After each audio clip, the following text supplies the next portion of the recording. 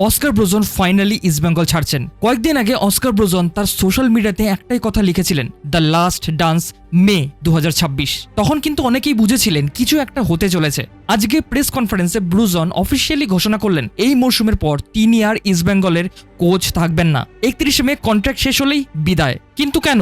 Bruzon স্পষ্ট বললেন যে টাকার সমস্যা নয়, দলের পারফরমেন্স নিয়েও তার কোনো অভিযোগ নেই। সমস্যা একটাই, ইস্টবেঙ্গল ক্লাবের কোনো লং টার্ম ভিশনই নেই। সামনে কি হবে, কিভাবে দল করা হবে, টেকনিক্যাল স্ট্র্যাটেজি কি, এর কোনো জবাব তিনি ক্লিয়ারলি পাননি। এই মরশুমে রিক্রুটমেন্ট আর স্কাউটিং এর দায়িত্ব তিনি নিজেই নিয়েছিলেন এবং সেটাও তিনি স্বীকার করলেন। তবে মনে রাখো যে মাত্র এক বছর আগে 2025-এর 29 মে তার জন্মদিনেই ইস্টবেঙ্গল তার কন্ট্রাক্ট এক্সটেন্ড করেছিল। ইমামি গ্রুপের বিভাস আগরওয়াল বলেছিলেন যে অস্কারই আমাদের ভবিষ্যতের লিডার। সেই নেতাই আজ বলছেন এভাবে এগোনো আর সম্ভব নয়। পুরো কোচিং স্টাফকে নিয়ে তিনি বাকি ম্যাচগুলো খেলবেন। তারপর 31 মে তিনি ইস্টবেঙ্গলকে বিদায় জানাবেন। আইএসএল-এর টাইটেল রেসে ইস্টবেঙ্গল কিন্তু এখনো রয়েছে, কিন্তু মাঠের বাইরে যে শূন্যতাটা তৈরি হলো সেইটা পূরণ করা কতটা সহজ হবে সেটা কিন্তু সময় বলবে।